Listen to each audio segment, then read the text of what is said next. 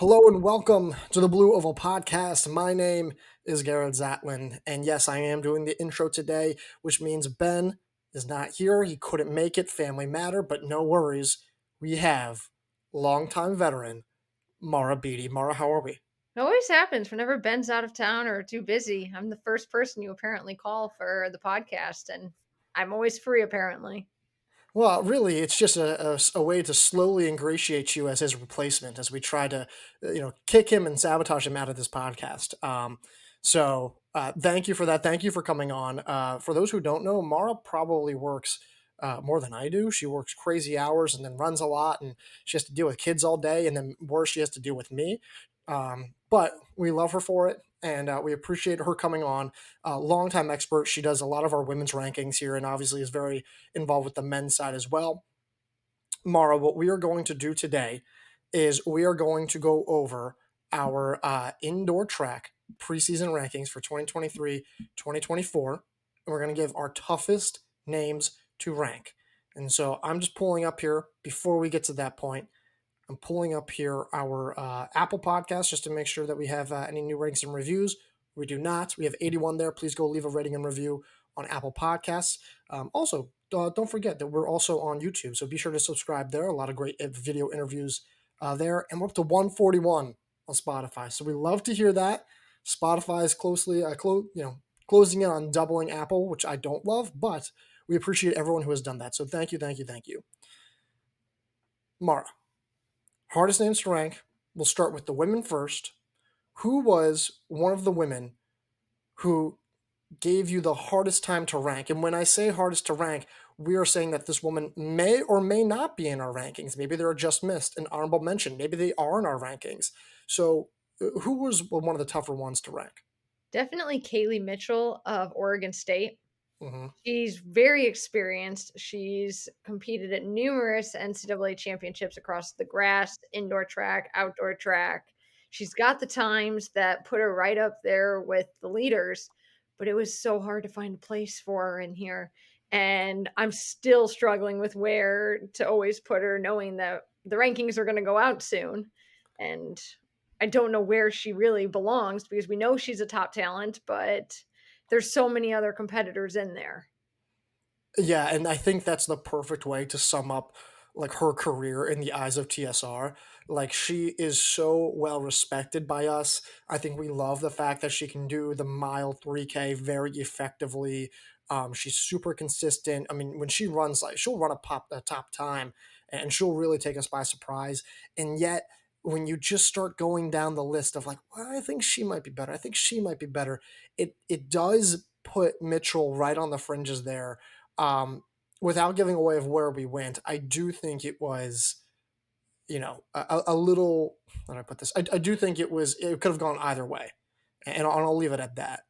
Um, One woman who I had a little bit of trouble with, and I think this is someone who, well, no, I'll take someone else.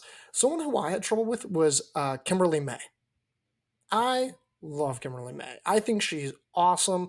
I think her as a 1K and mile talent on the indoor oval, really good. I think she ran 2:42, I want to say, for 1,000 meters at the end of last winter, on top of running a pretty quick mile time. Goes out to the outdoor track, runs a pretty quick 1,500. I want to say that she was, somewhere I think in the national qualifying conversation. I forget if she was All American. I want to say that she was. She just And got on the final at NCAAs. that okay, that's what it was. I'm thinking maybe of Shannon Flockhart probably. And but then she goes off, has a phenomenal cross country season despite what her national meet performance says, and then runs 8:54 for 3K at Boston U. I really like her, and I do think she's eventually going to crack our rankings. But it's also like we have to figure out what's fair, which is you look at all of her resume and credentials for indoor track now compared to everyone else versus where we could see her going. And I think that was a very tricky thing for us to rank and balance. I agree. I mean, her 4:13 1,500 time is obviously great when you look at her potential in the mile, but I think the race that she truly is gonna find her groove in is that 3K. She Oh, really?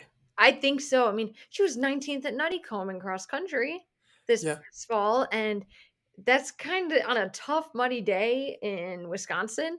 It's not easy to run and place 19th when you're more of a 4:13, 1500 runner. So I think her strength will play a factor, and with that speed, eventually she'll be up and with in our rank, like, wherever we rank her, where she'll be. So in terms of May, let's just put the ranking aside. Where do you think she should? Not what's her best event. What should she contest at the national meet, given what you feel like this season's going to play out?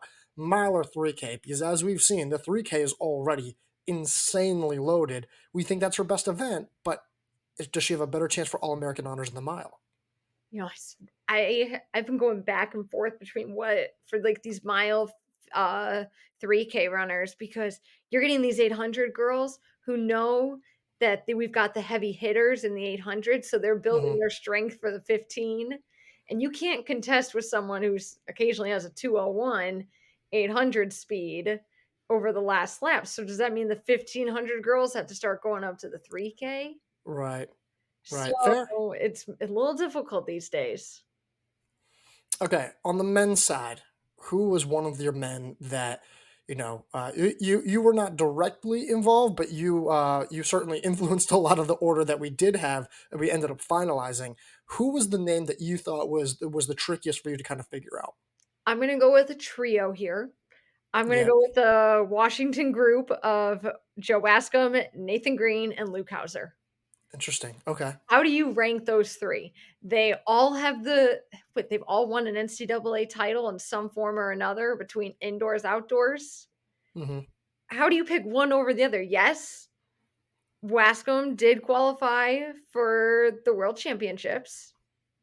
I'm not wrong. Yeah, I'm not wrong on that one. Yeah, unless there was like a technical points scoring. Yeah, I don't follow the pro scene, so neither do I. yeah. So, yes, he's got that one little up on his teammates, but between the 3 of them, they're all like the same runner. Yeah, yeah, they kind of are. I wouldn't disagree with that. I think Hauser's a little bit more aerobically based compared to Green and Wascom. But yeah, I mean, here's the thing: I didn't really have a trouble ranking them, mainly just because I'm like, okay, I mean, in what order I don't know, but I feel pretty confident that I know that I'm gonna have them bunched together, and that I have a pretty decent idea of like what their range is going to be. Ultimately, you guys corrected one individual in particular from that group about where they should have been ranked. Um, but I can see like maybe in the nuances of like, well, just how high or just how low, like, can we argue here?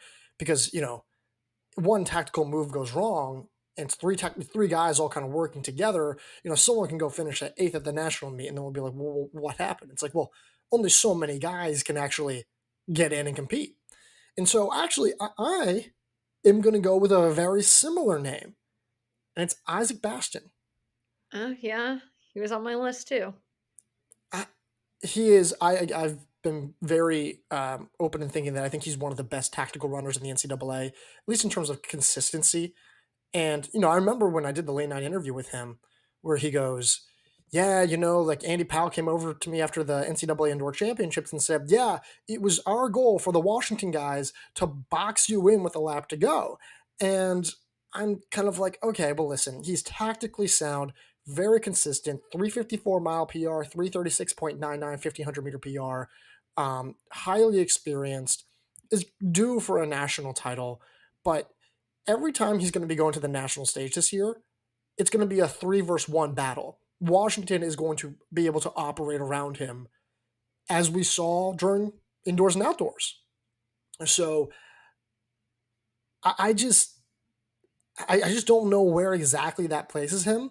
Um, just because you're trying to figure out like you don't you want to have a ceiling for the national title that he could win, but also recognize that he has to basically face a trio of elite milers who are sole goal is to box him in every time he races a championship race. So Mm, that was who I had.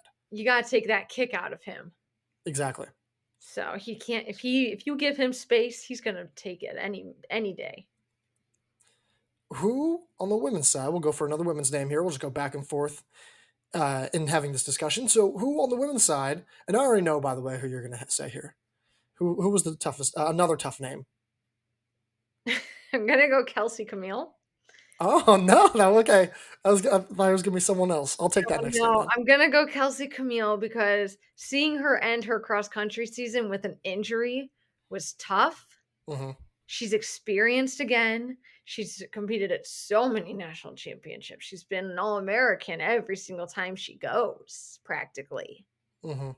And it's hard to gauge how serious this injury could be to her indoor season because like you have to kind of get that 5K time early in the season. And she didn't race, which is there's still opportunities, but it gets a lot harder. And she's more of an aerobic based runner. I think that is a fantastic point. That might have been the best take you've ever had here on the podcast, at least, which is you're right. The 5K, if you're not getting it at Boston U, your chances are kind of dwindling. Like you can maybe get an opportunity again at Boston in like a pro heavy field, but is she going to be healthy enough by that point? Maybe. A lot of the other 5Ks come from Washington, right? So is she really going to fly across the country for that? Like again, it's really tricky. Do I think she can eventually get it? Yes, I do, but it also depends on, well, is she healthy? And we don't know that. We just don't. And so I think that's a very good point. I'll go with Ceili McCabe. Ceili McCabe was the name I thought you were going to say. West Virginia, 431 mile PR at 853K. Tricky name because last winter she was sharp. She looked really good. And I think if you tell someone like, hey, you're coming into the 2024 indoor track season with a 431 mile PR, I think you'd be like, well, you know what? That person could potentially win the national title. At least they're in the conversation for it. And so, but you also think about that, and then she goes off to the indoor championships, 3K, sixth place, outdoors, doesn't race often. She's just in the steeplechase. Does fine, in middle of the pack, All American honor. Doesn't race this past fall. She's healthy. She ran, I believe, at the Canadian XC Championships. But we just don't know if she's going to race. We haven't seen her since last spring. We haven't really seen her focus on a mile or 3K or 5K event since last winter. And the 3K has become a lot more competitive this year on the women's side, or at least it will be. So I think you're in the same boat here. We didn't really know how or where to rank her. I wanted to give her the benefit of the doubt a few times, but it was tricky trying to like go through all of these different aspects and think like, just where do we put her? Hmm. I would agree. All right. In terms of men, who's your next men's name? I'm gonna have to go with. I want to pronounce his name correctly. I already got you. No, is it Anass Essayi? Yeah, we'll go with that. I think that's good. Okay. So I'm gonna try my best there, South Carolina. I mean, is he gonna focus on the mile or the 3K? That's the struggle Hmm. with me when it comes to the ranking, because he's obviously really solid in the mile with his obviously he's got a clear sub 4 time, but then he runs a 7:41 3K last year. Oh, he's run 3:50 in the mile. My gosh, I was thinking closer to like 3:57. But 3:50 Nah. mile and then 7:41 in the 3K. It's a Here's struggle for me to rank him there because the mile is heavy, we know it, but the 3K is mhm. heavy, and we know it. Here, So here's where. Sorry, go ahead. I didn't mean to cut you off. but, like, how do you choose someone he hasn't been the most consistent on the national stage? True. Enough That's for true. me, so So here's the thing with Anas. What we also don't realize is that in the summer, he also ran 3:32.87 in July. So for 1500 meters, which is a absurdly fast time. And he's also run 147 for 800 meters on the outdoor oval. That was back in 2022. I agree with you. Here's my question to you for SIE. What do you think of his do you value the most? Is it his absurdly fast times, mainly between the 3K and 15 and mile? Or is it his chances as a national title contender in both? What do you value more when placing him in these rankings? I'm gonna have to say national contender. You can run Interesting. crazy fast times, but if you don't back up those times with the placing at a national meet, I mean, his first year, what was that, 2022, he DNF'd. He just didn't Right. even just, like, step off the track, I believe. Yes, yes, yes, yes, yes. You're right. Yeah, so, like, he runs fast times, he catches our attention, but then there's nothing to back it up at the end of the season when it really matters. Yeah, and I don't want to take away the fact that he's, I think, a fourth at the NCAA Indoor Championship. So it's not like he's like awful by any means. I don't think that's what we're saying. But yeah, I mean, you look at it. I mean, trying to think. So last year, where was he last He year? was So actually yeah, 3rd in the mile indoors and then 4th in the 15. yeah. So I think for me, that's not like I think in terms of like his credentials, we think like, well, he should have a national title by now. But the past year I thought was actually pretty good.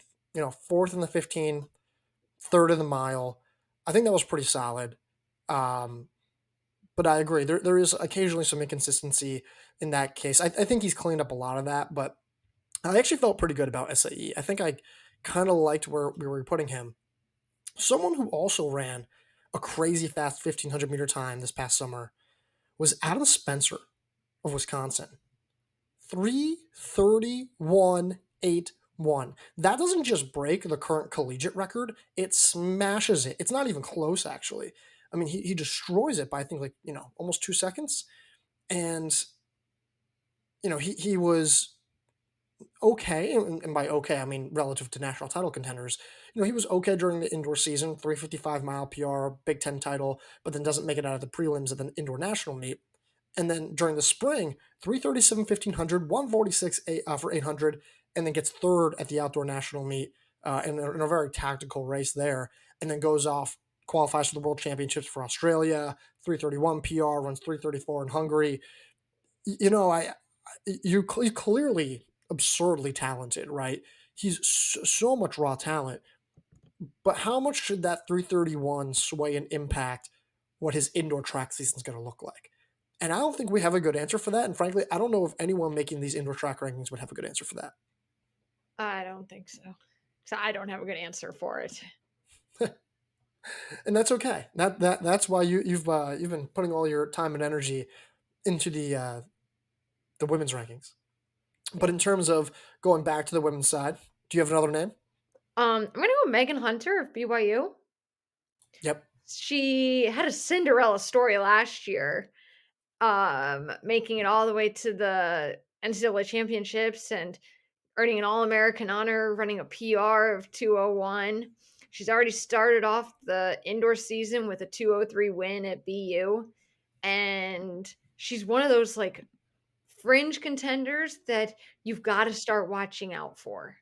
hmm Yeah, I struggle just because that 201 from last spring was such an outlier, like compared to what I don't think she had ever run under 204 prior to that or something like that. Maybe just once she ever had. She only had only ever done it once.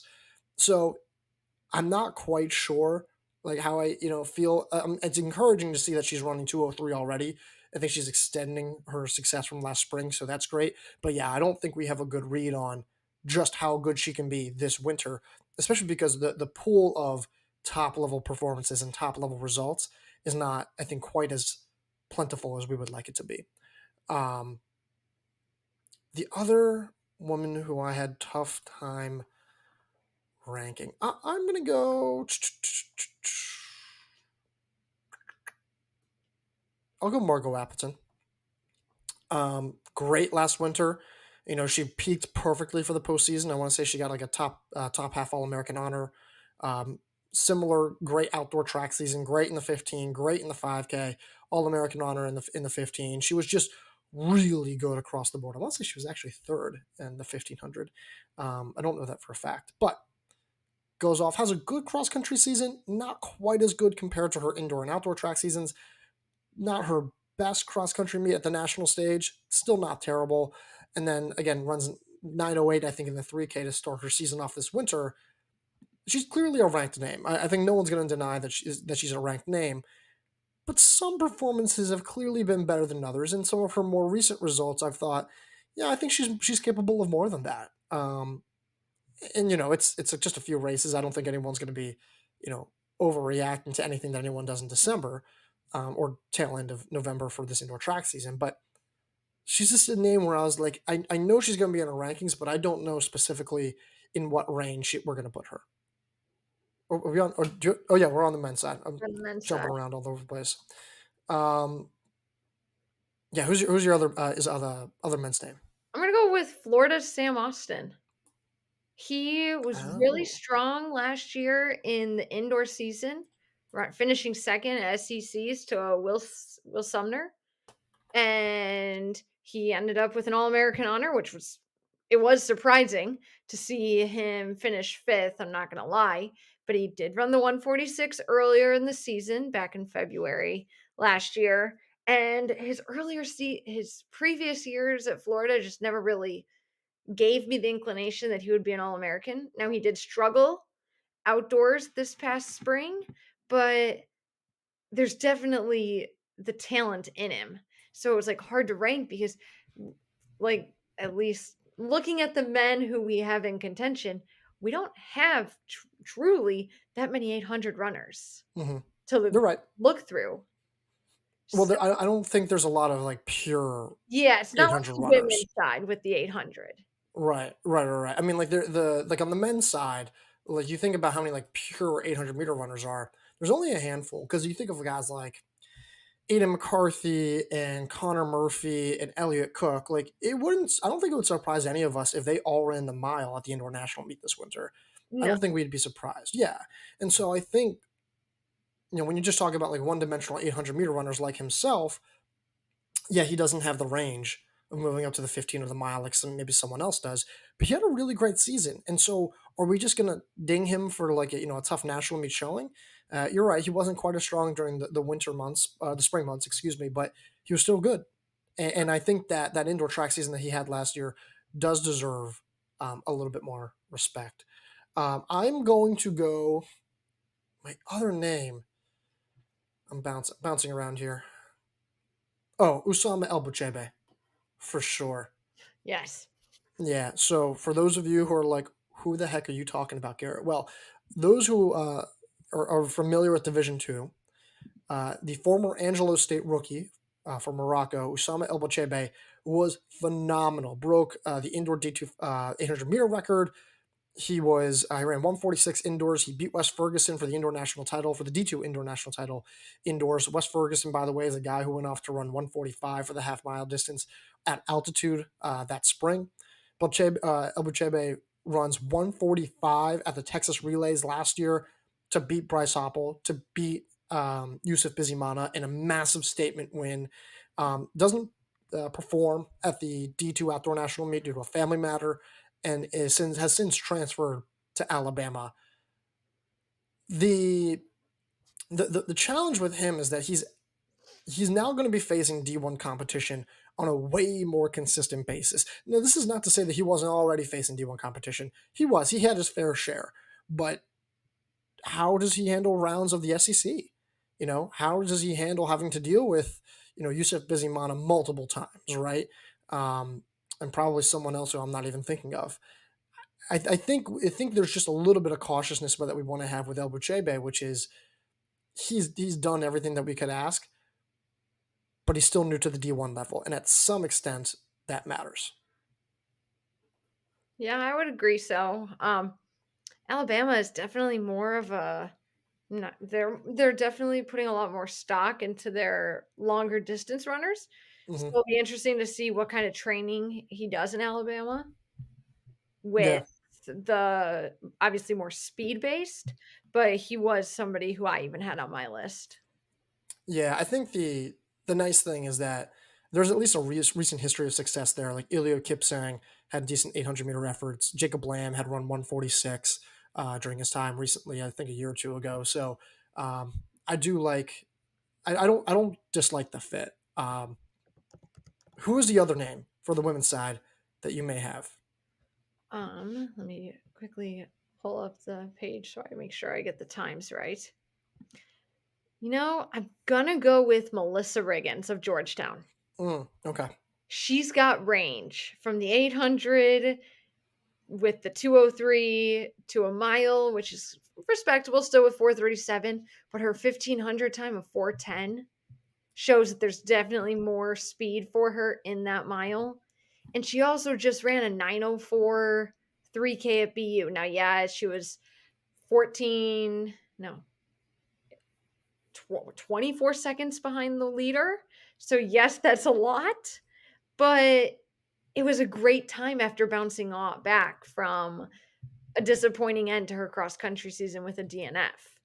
So she's someone who's right there on the fringe as well, because you don't know what event she could find success in. What do you think she's going to pursue this year, the 800 or the mile? I'm going to say to the mile.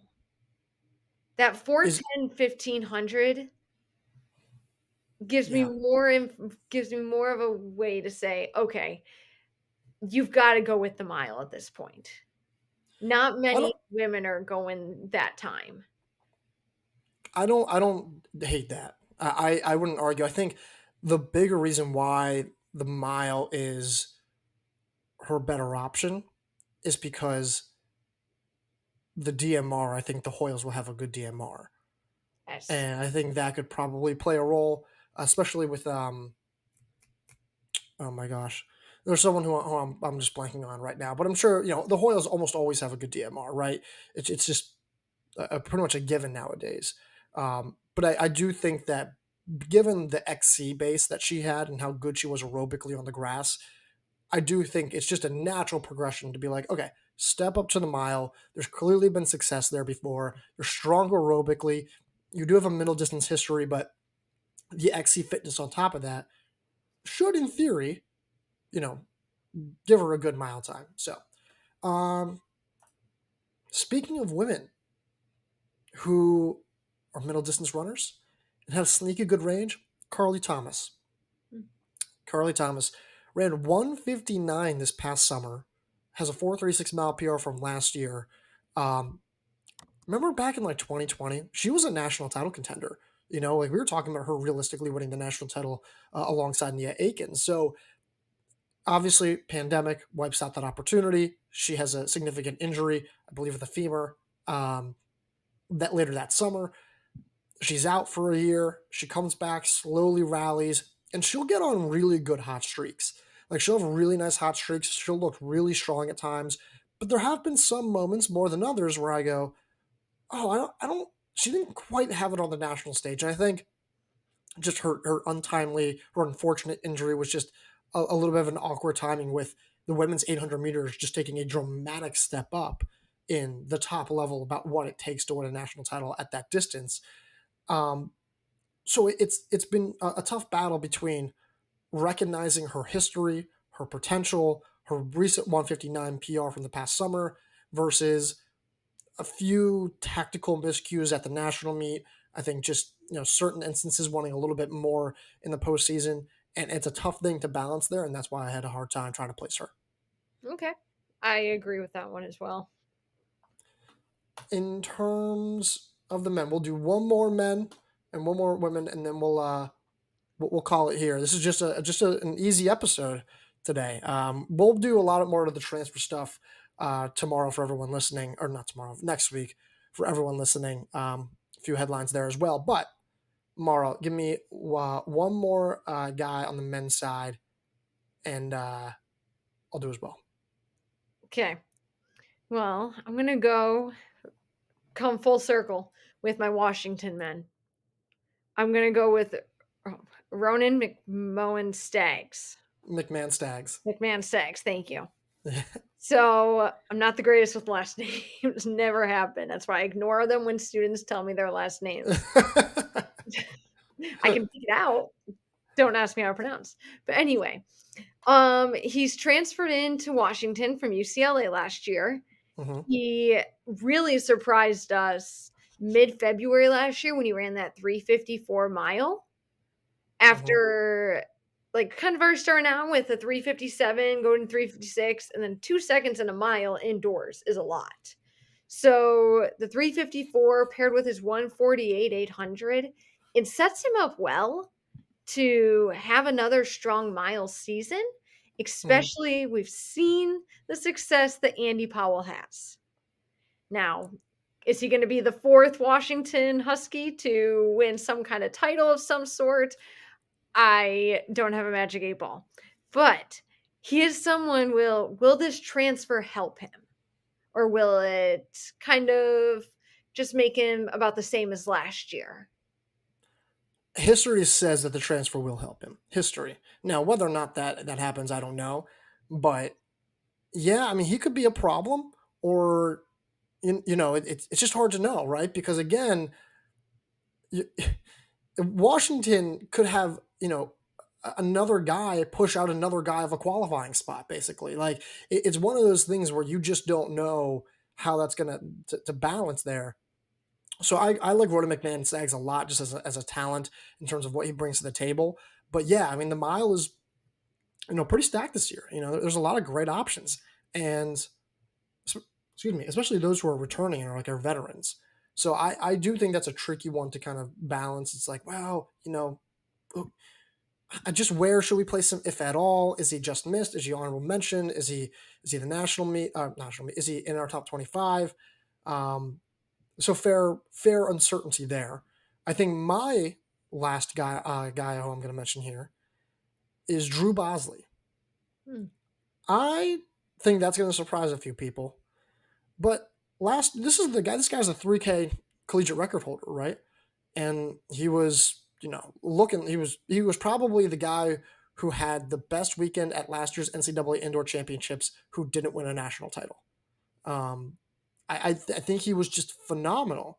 Other than, of course, he's injured. We don't see him in the spring.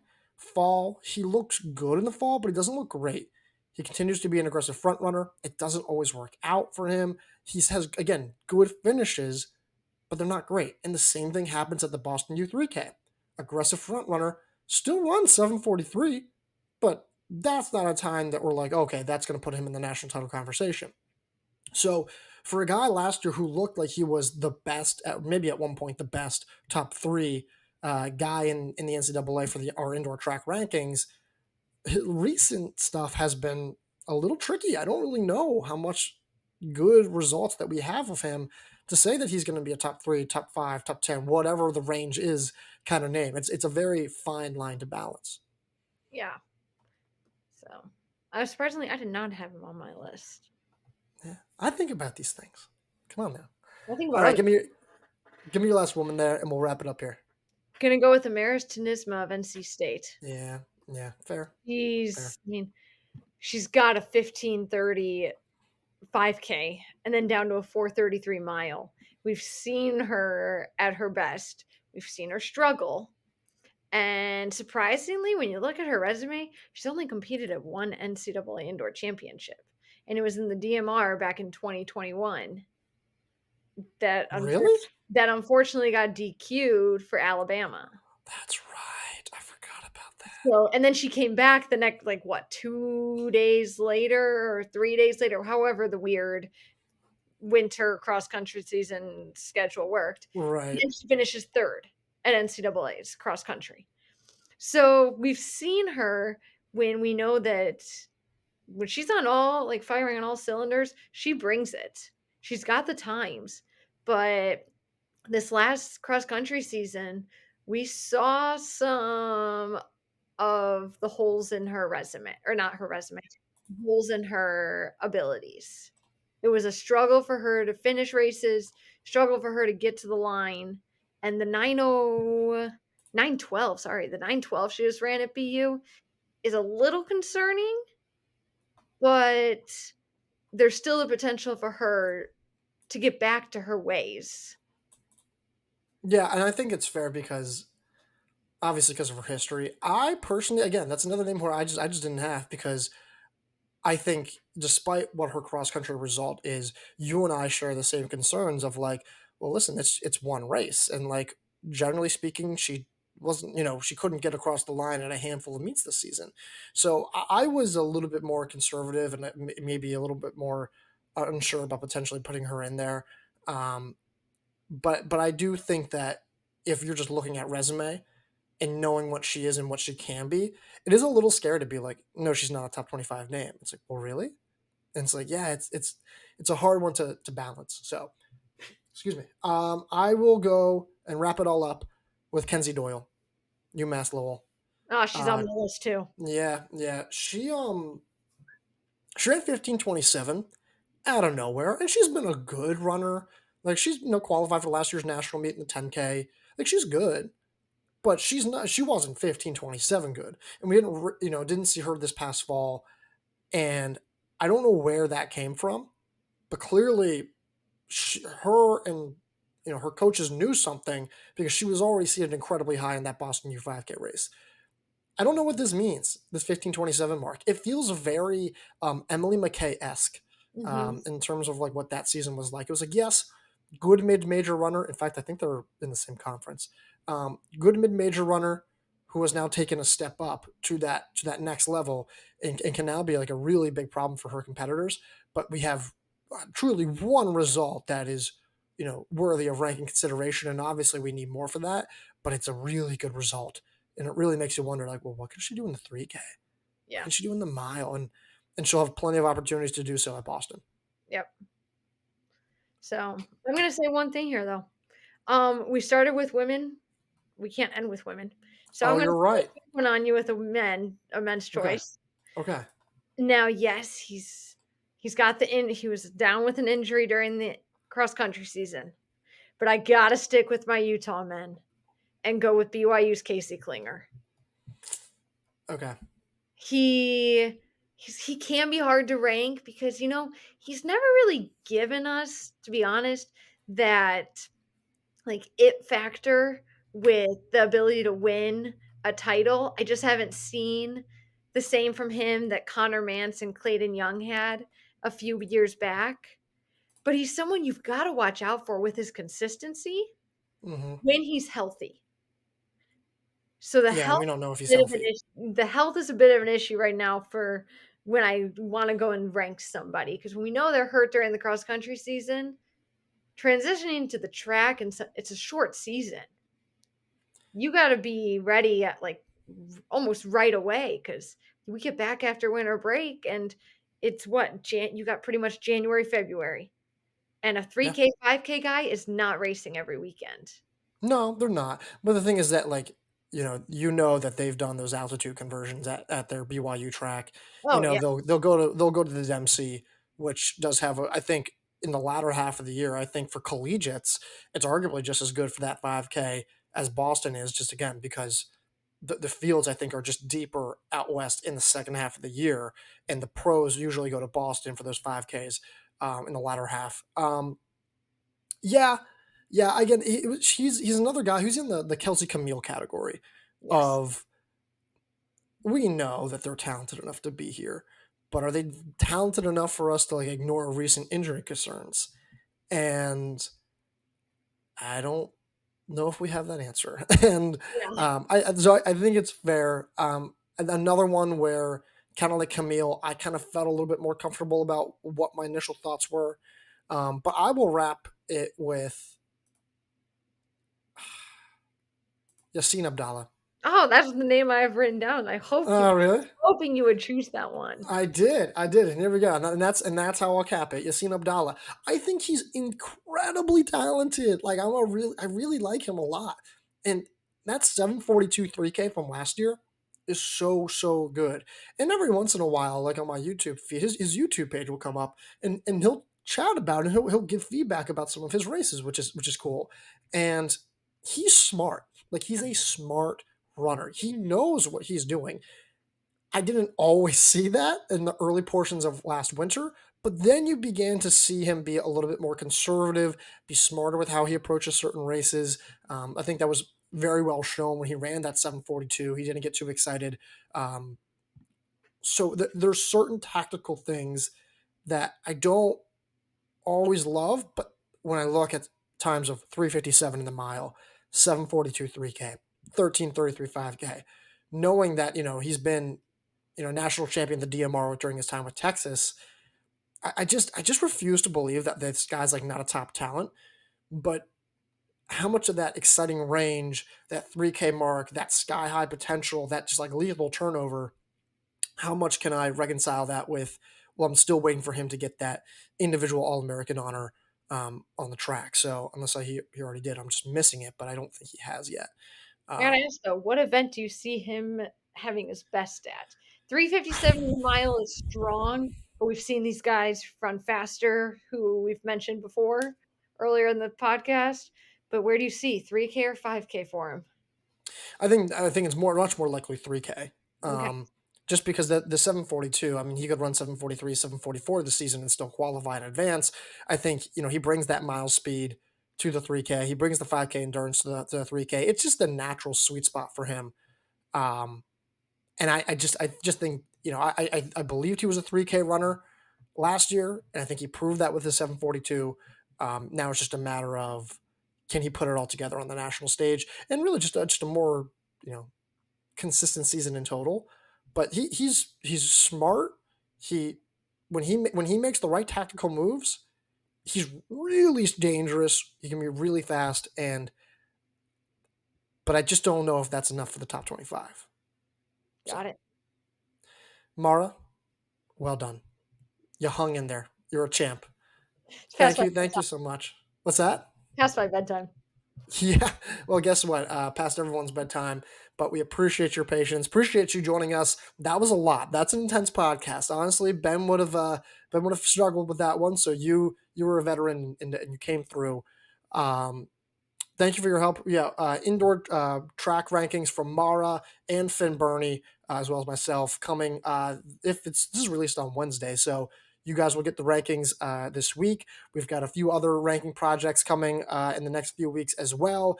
Mara is going to get some much needed rest, some time off, as she well deserves it. And yeah, I'm also really excited about what the new year holds. I'm excited about that. So, Mara, any final words?